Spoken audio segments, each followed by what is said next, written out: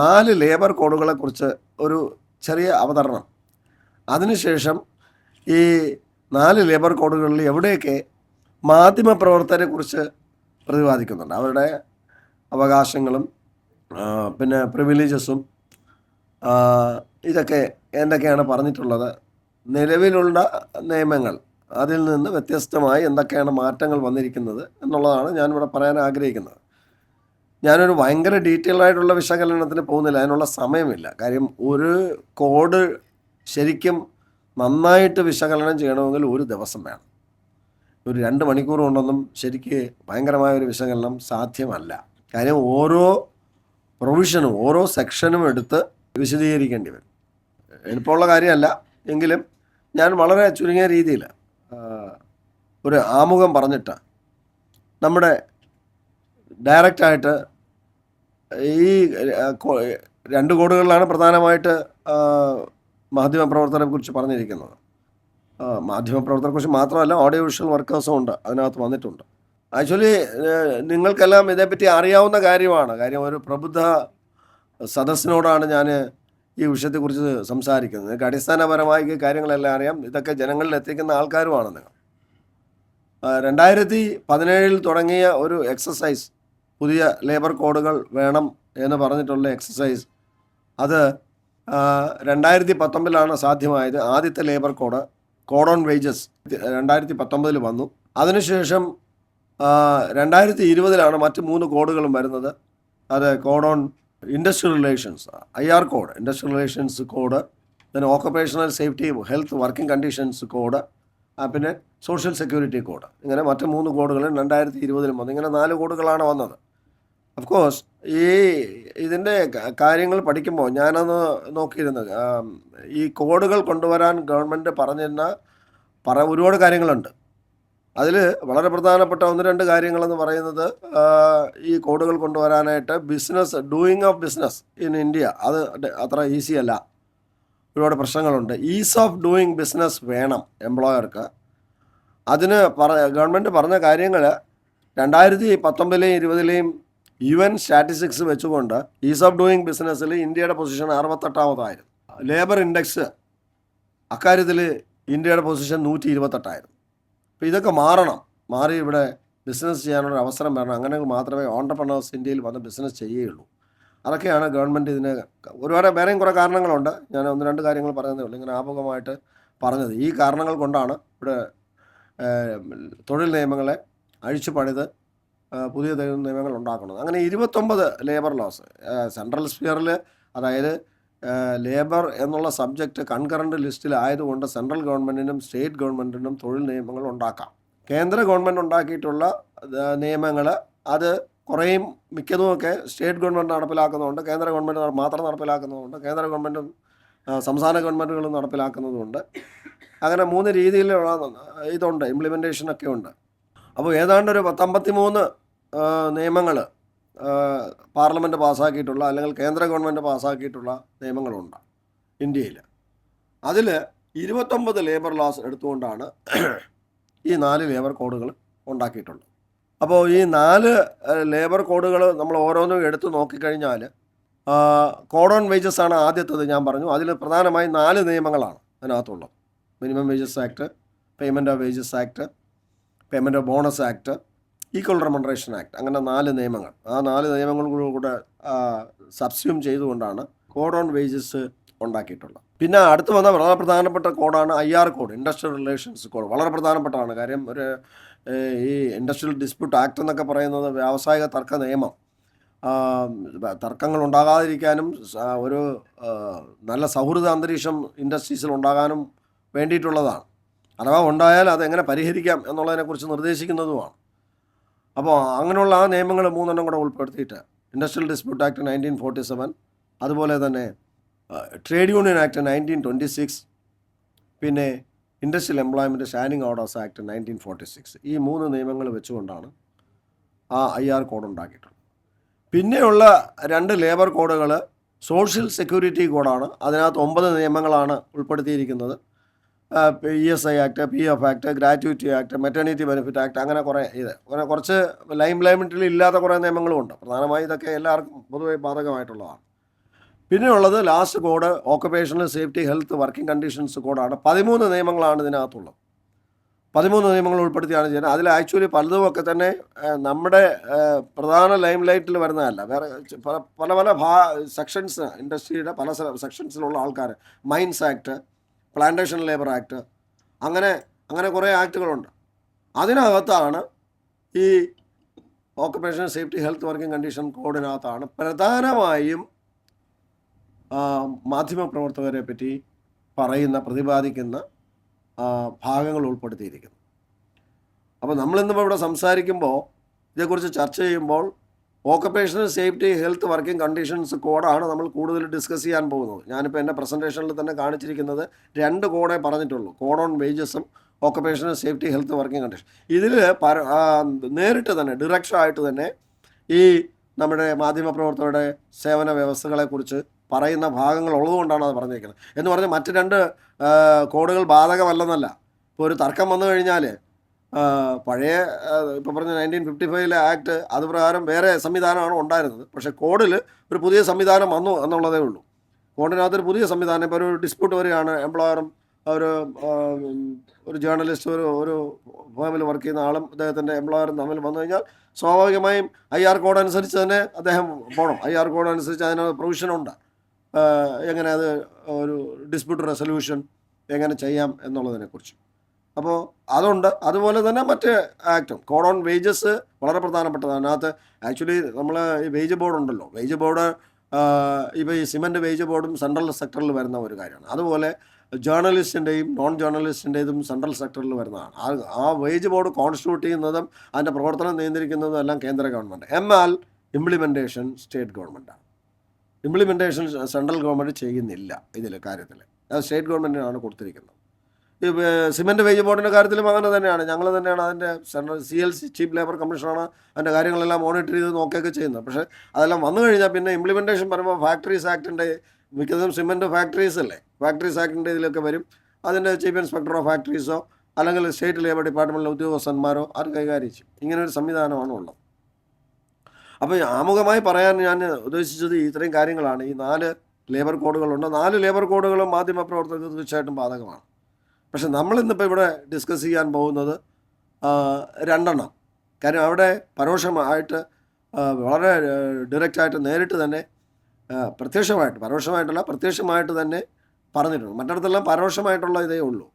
അപ്പോൾ അത് എന്താണെന്ന് നമുക്കൊന്ന് ഡിസ്കസ് ചെയ്യണം. ഞാൻ അതിൻ്റെ വിശദ കാര്യങ്ങൾ പറയാം. നിങ്ങളാണ് കേട്ടിട്ട് അത് എങ്ങനെ ഇരിക്കുന്നു. കാര്യം ഞാനൊരു ലേബർ കമ്മീഷണർ എന്നുള്ള നിലയിൽ 30 വർഷം കേന്ദ്ര ഗവൺമെൻറ്റിൽ ജോലി ചെയ്ത ഒരാൾ എന്ന നിലയിൽ ഇത് നോക്കുമ്പോൾ തൊഴിലാളികൾക്ക് അനുകൂലമായ കുറേ കാര്യങ്ങൾ ഇതിനകത്തുണ്ട്, എംപ്ലോയർക്ക് അനുകൂലമായ ഒത്തിരി കാര്യങ്ങളുമുണ്ട്, ഇതെല്ലാം ഉണ്ട്. പക്ഷേ അവിടെ ഇവിടെയൊക്കെ ചില കാര്യങ്ങൾക്ക് ചില പ്രശ്നങ്ങളുണ്ടാകാം. ഈ കോഡ് ഓൺ വേജസിലും അതുപോലെ തന്നെ occupational safety health working conditions കോഡിനകത്തും ആക്ടിനകത്ത്, ആ കോഡിനകത്ത് മാധ്യമപ്രവർത്തകരെക്കുറിച്ച് പറഞ്ഞിരിക്കുന്നത് വളരെ കുറവാണ്. പക്ഷേ റൂൾസിനകത്ത് പറഞ്ഞിട്ടുണ്ട്. പ്രത്യേകിച്ച് occupational safety health working conditions കോഡിനകത്ത് റൂൾ 34 മുതൽ 62 വരെ പറഞ്ഞിരിക്കുന്നത് മാധ്യമപ്രവർത്തകരെ പറ്റിയിട്ടാണ്. വളരെ വിശദമായ രീതിയിൽ അവരുടെ സേവന വ്യവസ്ഥകളെക്കുറിച്ച് പറഞ്ഞിട്ടുണ്ട്. പക്ഷേ ആക്ടിനകത്ത് നോക്കുമ്പോൾ വളരെ കുറച്ച് കാര്യങ്ങളെ പറഞ്ഞിട്ടുള്ളൂ, വളരെ പരിമിതമായിട്ടുള്ള കാര്യങ്ങളെ പറഞ്ഞിട്ടുണ്ട്. അപ്പോൾ ഞാനിപ്പോൾ പറയുമ്പോൾ കോഡ് ഓൺ വേജസിനകത്തും occupational safety health working condition കോഡിനകത്ത് എന്തൊക്കെയാണ് പറഞ്ഞിരിക്കുന്നത് ആദ്യം നമ്മൾ പരിശോധിക്കാം. ശരിക്കും നമ്മൾ കോഡ് ഓൺ വേജസ് എടുത്ത് പരിശോധിക്കുമ്പോൾ സെക്ഷൻ 2B പ്രകാരം അഡ്വൈസറി ബോർഡ് എന്ന് പറഞ്ഞ ഒരു ടേം അവിടെ ഉപയോഗിച്ചിട്ടുണ്ട്. കോഡ് ഓൺ വേജസിനകത്ത് അഡ്വൈസറി ബോർഡ് എന്ന് പറഞ്ഞാൽ ഇവിടെ ഉദ്ദേശിക്കുന്നത് സെൻട്രൽ അഡ്വൈസറി ബോർഡാണ്. സെൻട്രൽ അഡ്വൈസറി ബോർഡ് എന്ന് പറയുമ്പോൾ ഈ മാധ്യമ പ്രവർത്തകരുടെ വേജസ് നിർണ്ണയിക്കേണ്ട ജോലി ഈ സെൻട്രൽ അഡ്വൈസറി ബോർഡിനാണ്. ഈ കോഡിനകത്ത് പറഞ്ഞിരിക്കുന്നത് സെൻട്രൽ അഡ്വൈസറി ബോർഡിനോ ബോർഡ് നിയോഗിക്കുന്ന കമ്മിറ്റിക്കോ ഈ മാധ്യമപ്രവർത്തകരുടെ ഇത് ചെയ്യാം. അപ്പോൾ ഇതൊരു സെൻട്രലി ചെയ്തുകൊണ്ടിരുന്നതായതുകൊണ്ട് ഈ പവർ സ്റ്റേറ്റ് ഗവൺമെൻറ്റിന് പോകില്ല. എന്നാൽ സ്റ്റേറ്റിനും ഉണ്ട്, സ്റ്റേറ്റ് ബോർഡും വരുന്നുണ്ട്, സ്റ്റേറ്റ് അഡ്വൈസറി ബോർഡും ഉണ്ട്. പക്ഷേ സ്റ്റേറ്റ് അഡ്വൈസറി ബോർഡിന് വേറെ കാര്യങ്ങളെ കൊടുക്കത്തുള്ളൂ. മാധ്യമപ്രവർത്തകരുടെ പണ്ട് മുതലേ സെൻട്രൽ ആണ് ചെയ്തുകൊണ്ടിരുന്നതുകൊണ്ട് സെൻട്രൽ ഗവൺമെൻറ് തന്നെയായിരിക്കും വീണ്ടും അപ്രോപ്രിയേറ്റ് ഗവൺമെൻറ് ഇതിന് ബോർഡിനെ അപ്പോയിൻറ്റ് ചെയ്താൽ, അല്ലെങ്കിൽ ബോർഡിന് കൊടുക്കുന്ന വിഷയങ്ങൾ. ഈ ബോർഡിനകത്ത്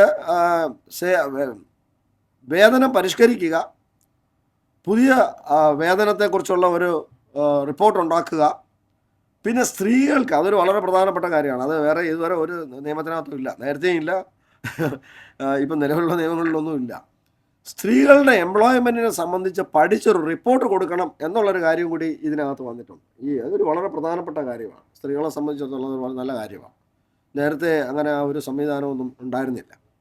അപ്പോൾ ഞാൻ അങ്ങനെ ഉള്ള പുതിയ കാര്യങ്ങളുള്ളത് ഞാൻ പ്രത്യേകിച്ച് എടുത്ത് പറയാം. അതിൻ്റെ ഒരു അസസ്മെൻറ്റ് നിങ്ങൾ ചെയ്തിട്ട് നിങ്ങൾ എന്നോട് ചോദിച്ചാൽ മതി. അപ്പോൾ അതാണ് സെക്ഷൻ 42 പ്രകാരമാണ് ഈ ബോർഡ് എങ്ങനെ കോൺസ്റ്റിറ്റ്യൂട്ട് ചെയ്യണം എന്ന് പറഞ്ഞിരിക്കുന്നത്. പേയ്മെൻറ്റ് കോഡ് ഓൺ വേജസിൻ്റെ സെക്ഷൻ 42 പ്രകാരം. ആ കോഡ് എന്താണെന്ന്, അത് അഡ്വൈസറി ബോർഡ് എന്താണെന്ന് ഡിഫൈൻ ചെയ്തിരിക്കുന്നത് സെക്ഷൻ 2B പ്രകാരമാണ്. ഇതിനകത്ത് കോഡ് ഓൺ വേജസിനകത്ത് നമ്മൾ മറ്റ് പരിശോധിക്കേണ്ട പ്രധാനപ്പെട്ട ഒരു കാര്യം അപ്രോപ്രിയേറ്റ് ഗവൺമെൻറ്റാണ്. ആർക്കാണ്, ഏത് ഗവൺമെൻറ്റിനാണ് അധികാരം? സെൻട്രൽ ഗവൺമെൻറ്റിനാണോ സ്റ്റേറ്റ് ഗവൺമെൻറ്റിനാണോ? അത് പരിശോധിക്കുമ്പോൾ ആക്ച്വലി ഇതിനകത്ത് കോഡ് ഓൺ വേജസിനകത്ത് മാധ്യമപ്രവർത്തകരുടെ കാര്യം പറഞ്ഞിട്ടില്ല, സെൻട്രൽ ഗവൺമെൻറ് ജൂറിഷനുള്ള കാര്യം പറഞ്ഞിട്ടില്ല. അതിൻ്റെ അർത്ഥം അത് സ്റ്റേറ്റ് ഗവൺമെൻറ്റാണ് ജൂറിഷൻ. എന്നുവെച്ചാൽ ഞാൻ നേരത്തെ പറഞ്ഞ പോലെ ഇംപ്ലിമെൻറ്റേഷൻ സ്റ്റേറ്റ് ഗവൺമെൻറ്റിന് തന്നെയാണ് അധികാരം, സെൻട്രൽ ഗവൺമെൻറ്റിനല്ല. പക്ഷേ ബോർഡ് ക്രിയേറ്റ് ചെയ്യുന്നതും ഈ കാര്യങ്ങൾ, വേതന പരിഷ്കരണവും മറ്റു കാര്യങ്ങളെല്ലാം അവർക്ക് തന്നെയാണ് വരുന്നത്. പിന്നെ ഇതിനകത്ത് പറയാനുള്ളത് കോൺട്രാക്ടർ, ഈ പറഞ്ഞിരിക്കുന്ന കോൺട്രാക്ട് എന്നുള്ള രീതി മാറിയിട്ട് ഫിക്സഡ് ടേം ജേർണലിസ്റ്റ് എന്നത് ആക്കേണ്ടി വരും. കാര്യം നിയമസാധുത അതിനേ ഉള്ളൂ. ഇനിയിപ്പോൾ ഈ കോൺട്രാക്ട് ജേർണലിസ്റ്റ് എന്ന് പറയുന്നതിന് നിയമസാധുത ഇല്ല.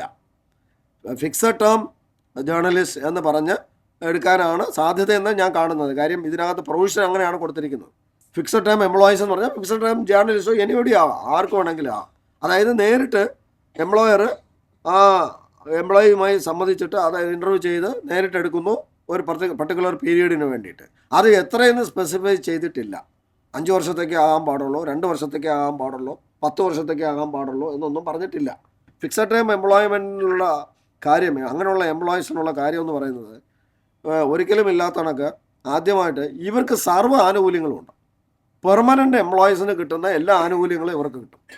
അതാണ് ഈ കോഡിനകത്ത് പറഞ്ഞിരിക്കുന്നത്. അക്കാര്യത്തിൽ യാതൊരു സംശയവുമില്ല. എല്ലാ ആനുകൂല്യങ്ങളും പെർമനൻ്റ് എംപ്ലോയീസിനുള്ളത് ഇവർക്ക് കിട്ടും. പക്ഷേ ഇവർ ഒരേ ഒരു കാര്യം, ഇവർ ഫിക്സഡ് ടേമിലായിരിക്കും.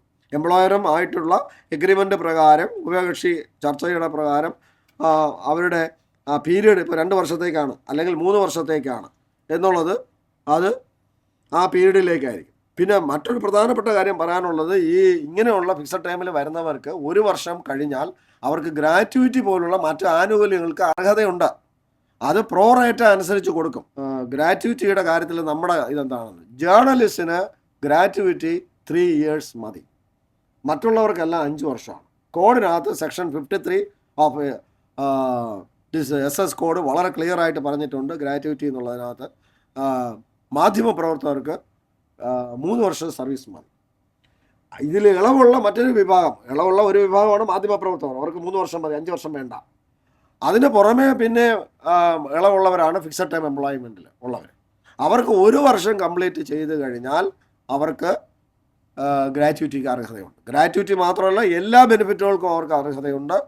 പിന്നെ അതിനകത്ത് വേറൊരു പ്രധാനപ്പെട്ട കാര്യം എനിക്ക് വളരെ അട്രാക്റ്റീവായിട്ട് തോന്നിയത്, ഇപ്പോൾ 1.5 വർഷം വർക്ക് ചെയ്ത ഒരു ഫിക്സഡ് ടൈം എംപ്ലോയി, ജേർണലിസ്റ്റെന്നോ അല്ലെങ്കിൽ ആരോ ആയിക്കോട്ടെ, 1.5 വർഷം കഴിഞ്ഞു 1 വർഷവും 6 മാസവും കുറച്ച് ദിവസങ്ങൾ വർക്ക് ചെയ്താൽ കോഡിനകത്ത് പറഞ്ഞിരിക്കുന്നു അത് ഈ സെക്ഷൻ 53ക്കകത്ത് അത് റൗണ്ട് അബൌട്ടായിട്ട് 2 years ആയിട്ട് കണക്കാക്കി അവർക്ക് കൊടുക്കണം, ഗ്രാറ്റുവിറ്റി കൊടുക്കണം. 1.5 വർഷമേ കൊടുക്കുമ്പോൾ അങ്ങനെ 6 മാസം അത് ഗ്രാറ്റുവിറ്റി തരാൻ പറ്റില്ല എന്നുള്ളതല്ല.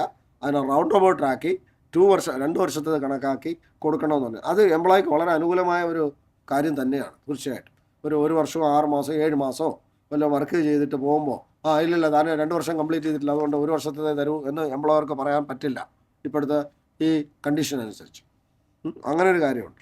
അപ്പോൾ ഫിക്സഡ് ടൈം എംപ്ലോയ്മെൻറ്റിനുള്ള പ്രധാന പ്രത്യേകത എന്ന് പറയുന്നത് പെർമനൻ്റ് എംപ്ലോയീസിന് കിട്ടുന്ന എല്ലാ ആനുകൂല്യങ്ങളും ഇവർക്ക് കിട്ടും. അങ്ങനെ ഒരു ഇതാണ്. പക്ഷേ ഇവരുടെ പീരീഡിൻ്റെ കാര്യത്തിൽ അവർ ഉഭയകക്ഷി ചർച്ച പ്രകാരമാണ് തീരുമാനിക്കേണ്ടത്. അത് 2 വർഷമാകാം, 5 വർഷമാകാം, 10 വർഷമാകാം, 30 വർഷവും 40 വർഷവും ആകാം. കാര്യം അവർ ഇത്രേ ആകാൻ പാടുള്ളൂ എന്ന് പറഞ്ഞിട്ടില്ല.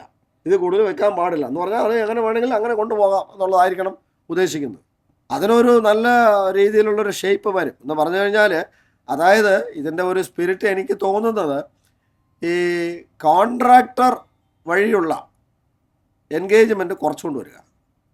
കോൺട്രാക്ടർക്ക് ഇത് കൊടുക്കും. കോൺട്രാക്ടർ നല്ലൊരു പൈസ ഇവിടെ നല്ല കോൺട്രാക്ടർ ഉണ്ട്, അതുകൊണ്ട് ജീവിക്കുന്ന മനുഷ്യരുണ്ട്. ഞാൻ അവരെ മോശമാക്കി പറയുന്നതല്ല, അവരുടെ ഒരു ഉപജീവന മാർഗമാണ് തീർച്ചയായിട്ടും. അപ്പോൾ അവർക്ക് ഒരു നല്ല ഒരു സർവീസ് ചാർജും കിട്ടും, വേറെ കുറച്ച് ആനുകൂല്യങ്ങൾ അവിടെ ഇവിടെയൊക്കെ സ്വല്പമൊക്കെ കിട്ടും. അപ്പോൾ അങ്ങനെ അവർക്കൊരു ഇതാണ്. അപ്പോൾ അത് പലപ്പോഴും ചിലപ്പോൾ എംപ്ലോയീസിൻ്റെ പല ബെനിഫിറ്റുകൾ കൈയിട്ട് വരികയും ചെയ്യും. ESI, PF, ES അവരുടെ കൊടുക്കേണ്ട കോൺട്രിബ്യൂഷൻ കൂടെ എംപ്ലോയർ അവിടെ നിന്ന് കൂടെ എടുക്കാറുണ്ട്. അങ്ങനെയൊക്കെ പരാതികളൊക്കെ ഞങ്ങൾക്ക് ലഭിക്കാറുണ്ട്, ഞാൻ കമ്മീഷണറായിരുന്നപ്പോഴൊക്കെ. അപ്പോൾ അങ്ങനെയൊക്കെ ചിലപ്പോൾ ചെയ്യാറുണ്ട്, എല്ലാവരും അല്ല, ചിലരെങ്കിലുമൊക്കെ അങ്ങനെ ചെയ്യാറുണ്ട്. അപ്പോൾ അങ്ങനെയൊക്കെ സംഭവിക്കാം. അതിനൊക്കെ ഒരു അറുതി വരുന്ന ഒരു ഇതാണ്, നേരിട്ടുള്ള എഗ്രിമെൻ്റാണ്. എംപ്ലോയിയെ ഇൻ്റർവ്യൂ ചെയ്യുന്നു, നേരിട്ടെടുക്കുന്നു, എംപ്ലോയിയുമായിട്ടൊരു അണ്ടർസ്റ്റാൻഡിങ്. അപ്പോൾ ഇദ്ദേഹം പറഞ്ഞതുപോലെ, നേരത്തെ പറഞ്ഞതുപോലെ എംപ്ലോയി ഒരാൾ നേരിട്ട് പോയി സംസാരിച്ചാൽ അങ്ങനെയുടെ പ്രശ്നങ്ങളെല്ലാം പരിഹരിക്കും. എംപ്ലോയി നേരിട്ടുള്ള റിലേഷനാണ്, അവിടെ ഗ്രൂപ്പിനൊന്നും വലിയ സാധ്യതയില്ല. മറ്റേതാകുമ്പോൾ ഒരു കോൺട്രാക്ടറാണ് വന്ന് സംസാരിക്കുന്നത്, അയാളുടെ കീഴിൽ കുറേ തൊഴിലാളികളുണ്ടാവും. ഞാൻ പറയുന്നത് നോർമൽ ജേർണലിസ്റ്റിന്, പെർമനൻ്റായി വർക്ക് ചെയ്യുന്ന ഒരു ജേർണലിസ്റ്റിനെ സംബന്ധിച്ചിടത്തോളം ഫിക്സഡ് ടൈമിലല്ല, പെർമനൻ്റ് അപ്പോയിൻമെൻറ്റ്, അവർക്ക് അത് 3 വർഷം മതി. മറ്റുള്ള എംപ്ലോയീസിനെ അപേക്ഷിച്ച് 3 വർഷം മതി. മറ്റുള്ള എംപ്ലോയീസിന് എല്ലാം 5 വർഷം വേണം. ഈ ജേർണലിസ്റ്റിന് വേണ്ടി മാത്രമായിട്ടല്ല. ഫിക്സഡ് ടൈം എന്ന് പറയുന്നത് മൊത്തത്തിൽ വലിയൊരു വൈഡർ കോൺസെപ്റ്റിലാണ് പറഞ്ഞിരിക്കുന്നത്.